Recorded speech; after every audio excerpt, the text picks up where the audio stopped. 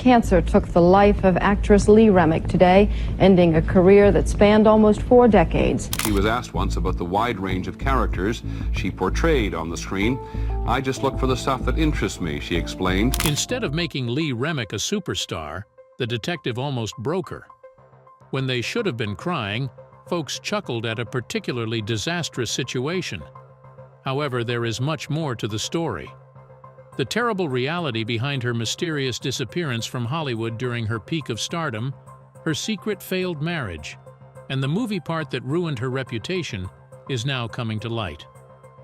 Lee Remick's birthplace was Quincy, Massachusetts, and he was born on December 14, 1935. Her dad, Frank Edwin Remick, was the head of the family department store and a businessman with a Harvard degree. Gertrude Margaret, her mother, was an actress with a passion for the stage. Bruce was Lee's elder brother as well. Her great-grandmother, Eliza Duffield, was an English preacher, and her family tree had Irish and English ancestry. At the age of 7, her life took a turn for the worst when her parents split up, and Bruce and her mother uprooted from Quincy for New York City. Although it was hardly a picnic, moving to New York did unlock countless opportunities. She attended the exclusive Upper East Side private school taught by Miss Hewitt, since her mother was hell-bent on providing her with an excellent education. Meanwhile, Maria Swoboda, a former dancer with the Beaujoy Ballet, began instructing Lee in ballet at the Swoboda School of Dance.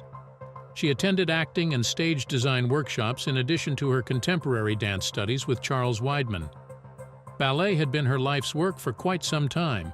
She took her training extremely seriously and worked tirelessly to develop her technique. However, her interests started to change as she grew older. More than simply the dance floor, the platform itself began to beckon to her. In Cape Cod summer stock theatrical plays, she began attending auditions when she was in her mid-teens. She had a taste of professional acting, and her enthusiasm for performing was fostered by these encounters. At the age of 16 or 17, in 1952, she came across an ad seeking dancers at the Hyannis, Massachusetts' music circus. The position seemed appealing to her, but she was too youthful to be considered for it. She persisted nonetheless. Over the course of 10 weeks, she appeared in 10 separate productions after lying about her age to get the job. Though challenging, the employment provided the much-needed experience she had been seeking. She made her Broadway debut in the comedy Be Your Age, co-written by Reginald Denham and Mary Orr, a year later, at the age of 18.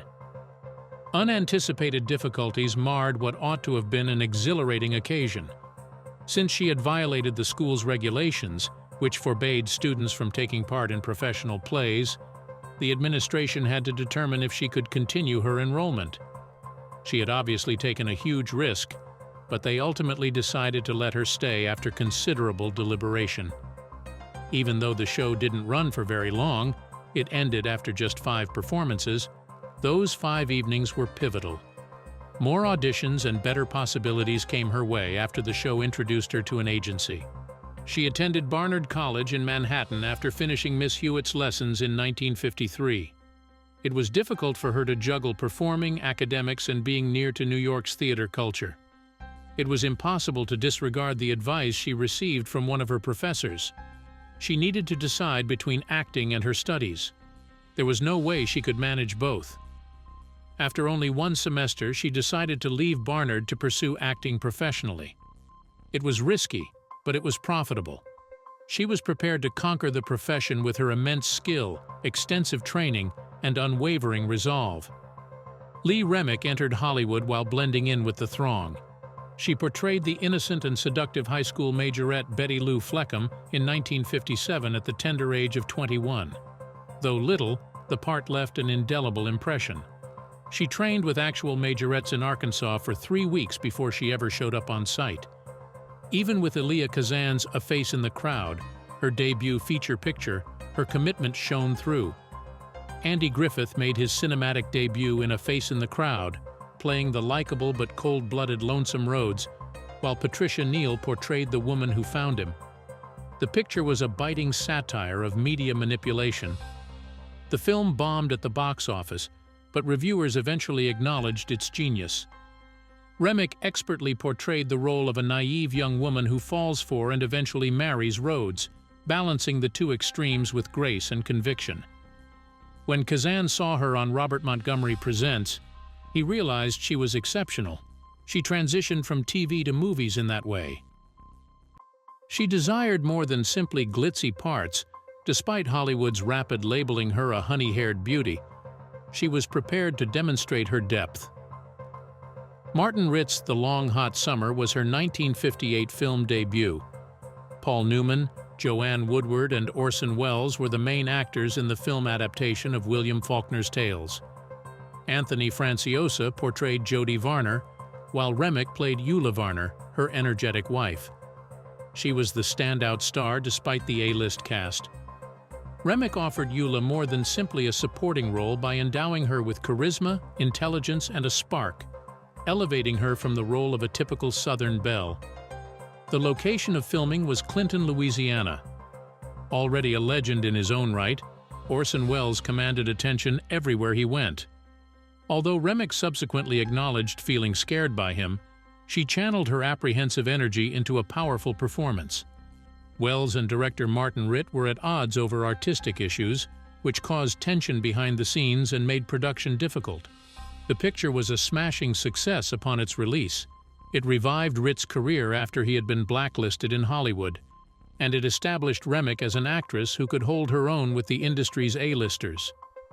The turning point in her life came in 1959 with Otto Preminger's Anatomy of a Murder. The courtroom drama broke new ground by addressing taboo issues in Hollywood. Remick portrayed Laura Mannion, a woman whose husband Ben Gazzara is trying to have tried and convicted for the murder of the guy she claims raped her. The defense attorney, played by James Stewart, was investigating the matter. When Remick was first starting out, playing Laura Mannion was among her most challenging parts. She was untraditionally vulnerable. In the 1950s, viewers felt uneasy around her because of her self-assurance, wit, and undeniable sensuality. Laura disapproved of the stereotype that women in her situation should act in a specific way: meek, broken, and sorrowful. She sported figure-hugging sweaters, exuded self-assurance, and defied easy categorization. She was one of the year's most talked-about figures due to her intricacy. The film itself sparked controversy because it tackled taboo subjects in Hollywood, such as sexual assault, rape, and the use of contraceptives. The controversy surrounding it, which led several communities to ban it due to its explicit language, ultimately contributed to its increased success. One of the best courtroom dramas of all time, it was nominated for 7 Oscars. A watershed moment came for Remick with Anatomy of a Murder. This part further demonstrated her ability to embody complex and emotionally weighty characters, proving she was more than simply a pretty face. Carol Gar Baldwin, a young widow attempting to preserve her family's property in the face of government pressure to modernize, was portrayed by her in Wild River, 1960. The video delves at the emotional toll of advancement in the 1930s, a time when President Roosevelt was implementing the New Deal. A tale of love, grief, and the struggle between conservatism and modernity, it was directed by Elia Kazan. Carol, who was given a quiet power by Remick, became one of the film's most interesting characters. She skillfully juggled the social upheaval around Carol and Chuck Glover, played by Montgomery Clift, with their developing romance. Despite critical acclaim for her performance, Wild River bombed at the box office due to the film's heavy political overtones, which detracted from the intimate storyline.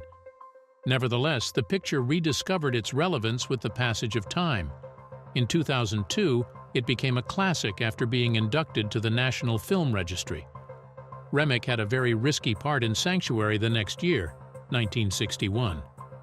In the role, she portrayed Temple Drake, a wealthy Southern beauty whose life takes a terrible turn. Although it maintained the gothic intensity of the original, the cinematic adaptation of William Faulkner's novel toned down some of the most horrific parts. Unsettlingly, Temple's narrative drew viewers in as she developed a complicated bond with the guy who had attacked her. Remick conveyed Temple's inner turmoil with an authentic blend of vulnerability and rebellion in her performance. While many praised Remick's portrayal, Others thought the picture depended too heavily on shock value. Critics were divided on the film overall. A one-dimensional persona may have been saved by her addition of depth. Regardless, her reputation in Hollywood remained mostly unchanged by the play. Remick had a tough time with the studio's marketing strategies throughout her career. She was often portrayed as little more than a sex symbol, much like Brigitte Bardot. She considered herself an artist first and foremost, not only a pretty face, and this irritated her. Films such as Anatomy of a Murder, 1959, showcased her stunning good looks rather than her acting chops. She resisted these categorizations by embracing challenging parts that demonstrated her versatility beyond her gorgeous screen persona. One of her breakthrough performances was in 1962's Days of Wine and Roses. Blake Edwards directed the film about a young couple whose lives were ruined by drunkenness. Secretary Kirsten Arneson Clay, Remick, who develops romantic feelings for Joe Clay, Jack Lemmon, falls for Joe. From an exciting and promising beginning, their lives together quickly spiral out of control as their drinking becomes more than just a social habit. Remick received a Best Actress Oscar nomination for her performance in the picture. Many critics hailed her performance as one of the most moving depictions of addiction in film history, praising its honesty and profundity. While many saw Lemmon, who was famous for his comedic roles, prove himself as a serious dramatic actor in this part, Remick's performance was as noteworthy. She brought Kirsten's metamorphosis to a brutally realistic level. Kirsten is an optimistic and brilliant young lady at the beginning of the story, but she quickly becomes consumed by alcohol. An interesting element is that she initially doesn't drink at all. In fact, she prefers chocolate to alcohol. Joe then takes her out to meet Brandy Alexander. At first glance, it appears innocuous, just a sugary cocktail. But before long, she finds that she requires booze to function. The change is gradual. At first, she drinks to make herself feel more connected to Joe. Later, she drinks for her own pleasure, independent of his offers. She will come to rely on it before long. In a devastating scene, Kirsten frantically searches their apartment for a concealed bottle, her hands shaking and her expression panicked. This is a picture of how far she has sunk. In the background, Remick toiled to give Kirsten's voyage an authentic tone. Reportedly, she thought her character was overshadowed by Lemmon's, but she understood the need of presenting Kirsten's perspective on the battle. Considering how infrequently Hollywood dared to tackle the problem of alcoholism head-on, the film's approach was daring. Some preview viewers were startled since they were expecting Lemmon and Edwards to make the picture more lighthearted, but the producers chose not to sugarcoat the realities of addiction. Early showing were so distressing that some attendees left the theater in tears. Days of Wine and Roses was a groundbreaking picture, and Remick's turn as the title character is still iconic, despite the negative reception it received at the box office. Her ability to bring nuanced characters to life in such a way was on full display. She was already a star with her 1959 and 1960 performances in Anatomy of a Murder and Wild River, but this part catapulted her to the next level. Although Lee Remick had a career filled with demanding performances, none were more so than The Detective, 1968, which forced her into unsettling territory. She co-starred with Frank Sinatra as Joe Leland's unstable wife, Karen Leland. Despite the film's weighty subject matter, homophobia and police corruption, Karen's plot felt forced. Her character became a scandal instead of an integral element of the plot, detracting from the tale instead than providing depth. The film characterized Karen as a lady afflicted with nymphomania, a phrase used in the 1960s for female protagonists whose problems were sensationalized rather than explored in detail. Many were unhappy with how the film dealt with her character and her tale. They believed it reduced her to nothing more than a plot device to stir up debate. Her moments were disjointed and detracted from the main plot, rather than connecting her hardships to the film's larger issues. An odd sensation was triggered by one scene in particular. As Remick and Sinatra were having an intimate moment, the camera lingered on her body in a manner that seemed more predatory than creative. The intended dramatic shot backfired, making viewers chuckle because it was so embarrassing. There was a mismatch between the filmmaker's intentions and the audience's reaction to the moment, which was meant to heighten suspense. According to reports, Remick was dissatisfied with the portrayal of her character. She had anticipated a multifaceted role, but instead spent much of her screen time on scenes that didn't add anything. On one hand, the film tackled heavy topics, while on the other, many believed that Karen's tale was underdeveloped. Remick was the standout performer, though. Despite the controversies surrounding the detective, she was able to transcend the material and once again prove that she could make even a weak script seem intriguing by adding vulnerability to a part that could have been one-dimensional. The picture, however, was just one more instance of the 1960s Hollywood trend of using female characters for shock appeal rather than for any real plot purpose. She had already encountered a distinct type of obstacle in Baby, The Rain Must Fall, 1965, which was 3 years prior. Problems were occurring both in front of and behind the scenes this time around, not limited to the screenplay. The film, which was directed by Robert Mulligan and was adapted from Horton Foote's play The Traveling Lady, followed Remick's character Geet Thomas as she attempted to mend her marriage to Steve McQueen's Henry. They were unsure about Henry's future since he was so unpredictable after his release from prison. Questions of atonement, abuse, and perseverance were central to the narrative. However, not everyone in the cast thought Geet should be portrayed a certain way. The producers didn't share Remick's vision for Geet as a complex and true character. She didn't want her to be like any other suffering wife. They preferred a simpler, more docile version of her persona. Remick argued that Geeta needed more than simply grief. She needed strength. A precarious production was further complicated by these artistic disagreements, which heightened tensions behind the scenes. There were its fair share of challenges to filming in Texas, not the least of which was the severe heat and frequent unexpected windstorms that plagued the set. The ever-changing wind speeds necessitated filming a single scene many times, resulting in continuity issues that were preserved in the final edit. The cast and crew had to be patient with each other because the production as a whole was difficult. Critics lauded Remick's performance for its warmth and emotional depth despite everything. She countered McQueen's more somber performance by giving Geet a subtle resiliency. Her presence brought heart to the picture, which many believed would have been too depressing without her. Hollywood was never an easy place for Lee Remick to navigate. She yearned for jobs with nuance, but the business frequently led her astray. Certain projects seemed like liberation, while others were snares. In 1965, with the Hallelujah Trail, she had one of her most disappointing career moments.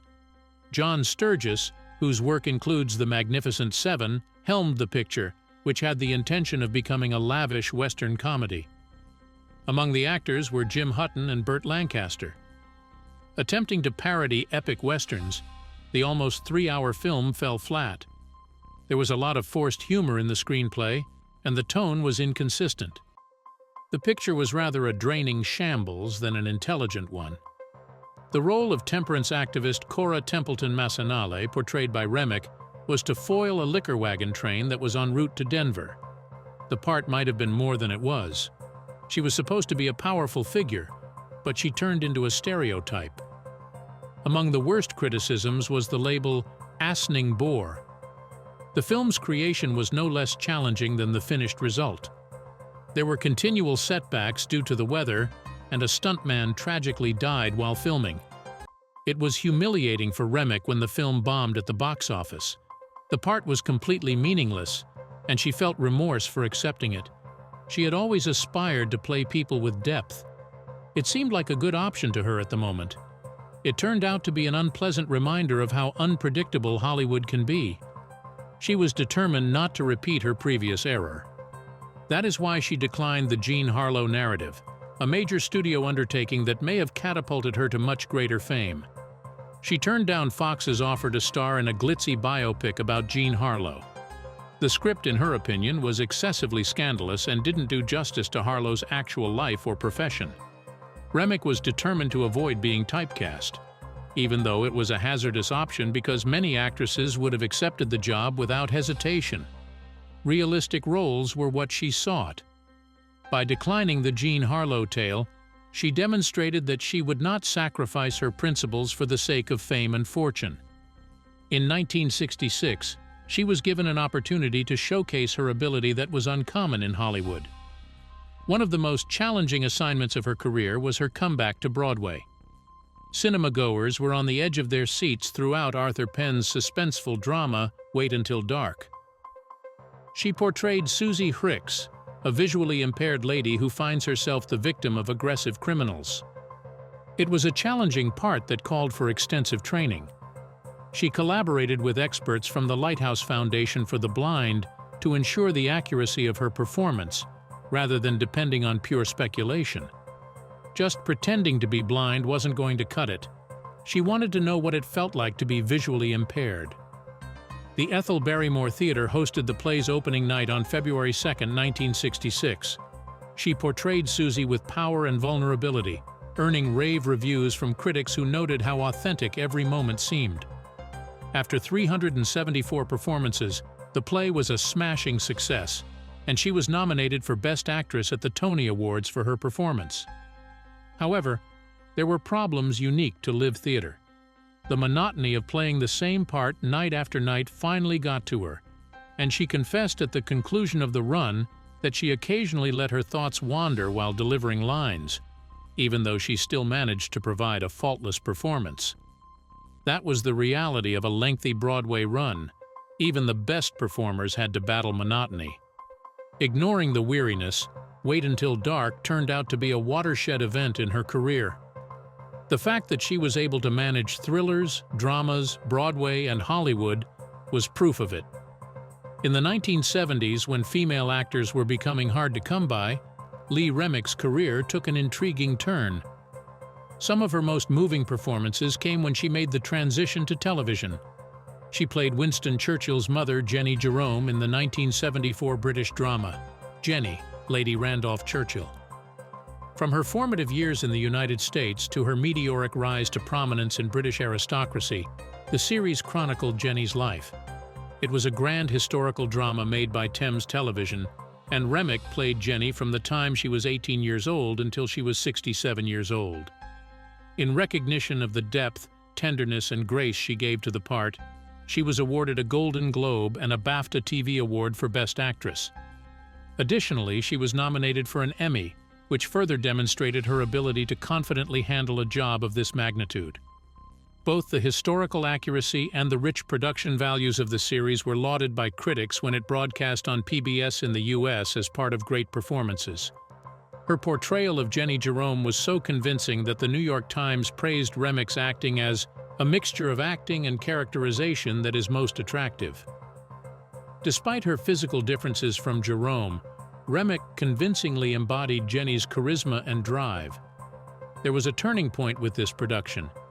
Cinema wasn't giving her the parts she desired, but television was starting to explore tales with greater scope and ambition. The Blue Knight, 1973, and QB7, 1974, were two seminal miniseries in which she featured around the same period and which had a significant impact on the development of television. These weren't your average TV movies. They were pioneers of the prestige dramas that came after them in terms of length of tale. She portrayed Cassie Walters, the fiancée of William Holden's character, a senior Los Angeles police officer on the verge of retirement, in the film The Blue Knight, which was adapted from the work of Joseph Wambaugh. Although Holden took home an Emmy for his role, Remick was as impressive as Cassie in the four-part series that delved into questions of ethics and fairness in metropolitan police. She elevated her role from that of a supporting character by giving her nuance and complexity. It was already a massive undertaking to adapt Leon Uris's best-selling novel into QB7. Featuring Anthony Hopkins and Ben Gazzara, the riveting drama chronicled a high-stakes trial set against the backdrop of Holocaust horrors. It aired for 6.5 hours.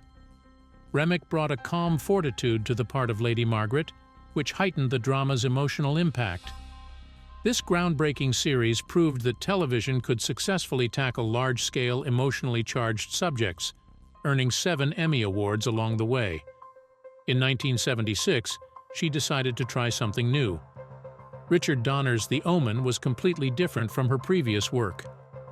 Although horror films aren't typically her thing, this one managed to terrify on a psychological thriller level, appealing to universal anxieties about evil and fate. Catherine Thorne, the adoptive mother of Damien, a youngster who could or might not be the Antichrist, was played by Remick. Her portrayal, which she gave opposite Gregory Peck, was one of gentle terror and subdued despair. With approximately $60 million at the box office, or around $334 million in today's dollars, the picture became an enormous success. It started a franchise that would last for decades and was one of the year's highest-grossing pictures. As for Lee Remick, he had his share of ups and downs, loves and losses in his personal life. She tied the knot with industry heavyweight Bill Colleran, a TV producer known for his work on Judy Garland, Your Hit Parade, and The Dean Martin Show, on August 3, 1957. Their future together seemed bright. Their first child, Catherine, was born 2 years later on January 27, 1959. Their second child, Matthew, was born on June 7, 1961. Even though Remick was quickly rising to stardom in Hollywood, she never neglected her children. Although many celebrities were engrossed in the glitz and glamour of show business, she never lost sight of her family. In an effort to spend less time away from home, she even took on extra theater work in the mid-1960s. She had a hard work, a family, and a marriage that wasn't easy. His hectic schedule as a producer and Remick's growing stardom put a strain on her relationship with Colleran. Their marriage was already in a precarious state when she received her 1962 Oscar nomination for Days of Wine and Roses. They were obviously not the same couple who had tied the knot 10 years earlier by the mid-1960s, as time passed and physical separation increased. They were legally separated in 1968 following a marriage of 11 years. Remick stayed focused on her children despite the difficult split. She protected her family from the pitfalls of stardom by standing firm against Hollywood's control over their life. Love returned to her life shortly thereafter. It was on the set of Hard Contract in 1969 that she crossed paths with Kip Gowan, a British producer with a resume that included Darling, 1965, Far from the Madding Crowd, 1967, and The Lion in Winter, 1968. There was an air of mystery around him. Remick finally achieved the equilibrium she sought when she wed her husband on December 18, 1970. England and Osterville, Massachusetts, which Remick referred to as her real home, were their alternate residences. She felt at ease due to the slower pace there. She kept performing, but now she only took on parts that really spoke to her. They collaborated on other TV movies such as Of Pure Blood, 1986, The Women's Room, 1980, The Letter, 1982, and Rearview Mirror, 1984, thanks to Gowan's backing of her career. Up to the very end of her life, they were married. Afterwards, in 1989, a sea shift occurred. When filming in France, Remick began to feel very fatigued. She initially chalked it up to the sickness, but the weariness persisted. The results of her CT and X-rays revealed malignancies in both her kidneys and lungs. The news was tragic. Her cancer had progressed to an advanced stage, and the tumors in her lungs could not be removed surgically. She persisted in her fight and sought out immunotherapy, a course of treatment that aimed to boost her immune system. It wasn't fun. She had to go through 2 weeks of therapy, each with its own set of unpleasant side effects. She persisted, though.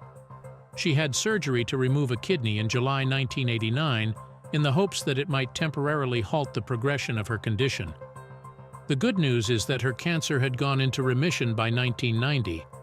She even dabbled in acting again for a while, thinking she had finally triumphed, but the high was short-lived.